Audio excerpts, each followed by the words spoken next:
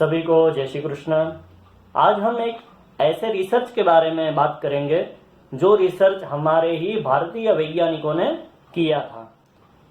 Einstein की कुछ theory थी, उनके आधार पर दिल्ली विश्वविद्यालय के 3 वैज्ञानिक प्रोफेसर मदन मोहन बजाज जी, प्रोफेसर विजयराज जी और डॉक्टर इब्राहिम जी, इन्होंने एक रिसर्च किया और रूस में अपने रिसर्च को रखा। रिसर्च ये था 1995 में कि भूकंप और अन्य प्राकृतिक आपदाएं, ये जो कुछ भी आता है वो पेन वेव्स के कारण आता है। नाम दिया है, आइंस्टाइन की थियरी थी इसलिए उनको भी याद करके एक नाम दिया, आइंस्टाइन पेन वेव्स।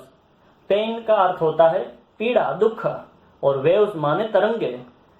ये कहते हैं कि किसी भी पशु को जब एकदम बेरहमी से मारा जाता है, उनको तड़पाया जाता है, तब उनके भीतर जो पीड़ा की तरंगे निकलती है वही है पेन वेव्स। और ये जो पेन वेव्स है वो ओजोन वायु को भी नुकसान पहुंचाती है। उनका ये कहना है कि सामान्य रूप से एक बूचड़खाने से निकलने वाली पेन वेव्स 1040 किलोवाट तक होती है और ओजोन वायु को भी ये बड़ा डिस्टर्ब करती है। यह बात केवल प्राणियों तक सीमित नहीं है, पीड़ा हर किसी को होती है, चाहे इंसान हो या पशु पंखी हो। वर्तमान समय में हम सब लोगों ने लॉकडाउन का अनुभव किया। अपने ही बनाए घर में हम ऊब गए। हम सोचने लगे हमें आजादी कब मिलेगी, हम कब स्वतंत्र होंगे। हमें जो होता है वही तो पिंजरे में कैद पंछियों को भी होता है, पिंजरे में कैद पशुओं को भी होता है। कुछ लोग ऐसे होते हैं जो अपने शौक के लिए तोता पालते हैं, चिड़िया पालते हैं। समझ नहीं आता, एक तोता उड़ने के लिए बेचैन है, वो प्रयास कर रहा है आजाद होने के लिए, वो फड़फड़ा रहा है और उनकी वो बेचैनी हमारे लिए मनोरंजन होता है। कैसे हो सकता है? कुछ लोग चिड़िया पालते हैं और सुबह होते ही चिड़िया बोलती है तो खुश होते हैं कि चिड़िया चहक रही है। चहक नहीं रही, चीख रही है, और ये चीख है कभी किसी को सुखी नहीं कर सकती। कुछ लोग ऐसे हैं कि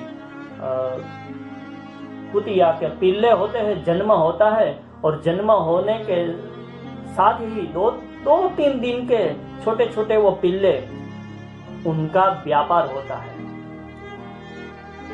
ऐसी दलीलें देते हैं कि हम जिनको बेचते हैं वो इनको बड़े अच्छे से रखेंगे। अरे एक छोटे से पिल्ले के लिए उसकी माँ के अलावा क्या बड़ी सुविधा तुम दे सकते हो?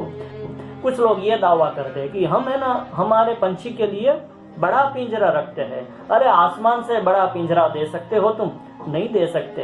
ऐसे कई पालतू पशु पंखी, उनके भीतर जो वेदना होती है वो भी पेन वेव्स है और वो भी हमको प्रभावित करती है। उनका भी एक प्रभाव होता है। सोचो यार, किसी पक्षी, किसी प्राणी को ऐसे काटने के लिए ले जाते हैं और वो कितना तड़पता है, भागता है। बड़ी बड़ी डिग्रियां लेने के बाद भी अगर आप उनकी पीड़ाओं को समझ नहीं सकते तो फिर क्या फायदा इन डिग्रियों का? कुछ बुद्धिमान ऐसे होते हैं जो मेल फीमेल को अलग रखते हैं, इतना भी नहीं समझते कि उनकी भी प्राकृतिक शरीर की कुछ जरूरतें होती है, और चले आते हैं पंडितों को पूछते हैं बेटे की शादी नहीं हो रही, बेटी की शादी नहीं हो रही। अरे तुमने वो पेन वेव्स पाल रखा है, उनको तो आजाद करो यार, इतना नहीं समझते। प्राणी संग्रहालय मैं भी गया हूँ, हम भी टिकट खरीद कर जाते हैं प्राणी संग्रहालय में, आनंद लेते हैं, पर कभी कभी भीतर ये सोचना चाहिए कि इन प्राणियों को दुख देकर पैसा कमाना कितना उचित है। और देखो प्रकृति ने अपना रंग दिखाई ही दिया। 20 लाख करोड़ खर्च करने के बाद भी भारत पूरी तरह से अभी आगे नहीं बढ़ सकता, क्योंकि ऐसे करोड़ों पेन वेव्स प्रकृति ने उनका बदला लिया है। ये बेजुबान होते हैं, तुम उनको मार डालो, काट डालो, ये कुछ नहीं बोल सकते, ये कुछ आंदोलन नहीं कर सकते, परंतु इनके भीतर से जो तरंगे उठती है उस तरंगों के कारण पूरी प्रकृति आंदोलित होती है, और ये प्रकृति का आंदोलन है। हम कहते हैं ना कि ईश्वर की लाठी में आवाज नहीं होती, ऐसी महामारी, ऐसे भूकंप, वो बिना आवाज की ही लाठी है, बस हम समझते नहीं। ऑस्ट्रेलिया में कुछ समय पूर्व जंगलों में आग लगी थी, लोग बड़े दुखी हो गए, बड़ी संवेदनाओं के मैसेज चल पड़े। अच्छा है, संवेदनाएं होनी चाहिए, दया होनी चाहिए यार, जिनको हमने देखा ही नहीं वे प्राणी वहां पर जल गए, उनके लिए भी हमारी इतनी प्रबल संवेदनाएं थी, तो हम तो अपने ही सामने कितने ही प्राणियों को हर रोज कटता देखते हैं, कितने ही पक्षियों को हर रोज कटता देखते हैं, क्या उनके प्रति हमारी कोई संवेदना नहीं है? अगर हम उनके प्रति अपनी संवेदना नहीं रखेंगे तो पूरी प्रकृति उनके लिए आंदोलन करेगी। इसलिए पिंजरे में रखे। हाँ, कुछ ऐसे अच्छे सज्जन भी है जो तोता पालते हैं, उनके घर तोता बिना पिंजरे के भी रहता है, वो अच्छी बात है। पिल्ले बहुत बिना बंधन के भी रहते हैं तो वो ठीक है, परंतु किसी को जबरदस्ती रखना, वो तुमने किसी पशु पक्षी को नहीं पाला, पेन वेव्स को पाला है। ज्योतिष शास्त्र के अनुसार भी, ज्योतिष में ये तुरंत नहीं पकड़ा जा सकता कि सामने वाला व्यक्ति पेन वेव्स, उससे उनको नुकसान हुआ है नहीं हुआ है। इसी कारण ही ज्योतिष शास्त्र में भी ऐसे कई उपाय दिए गए हैं कि तुम पशु पंछियों को दाना पानी दो, पशु पंछियों को खुश करो। क्यों? क्योंकि उनके पीछे कारण है कि अगर ऐसा कोई भी पीड़ा का तरंग तुम्हारे जीवन में आ गया तो तहस नहस हो सकता है। इतना ही नहीं, अगर इस बात को हम शास्त्र के माध्यम से जोड़े तो पद्म पुराण पाताल खंड अध्याय 57 सीता माता के बचपन की कथा है।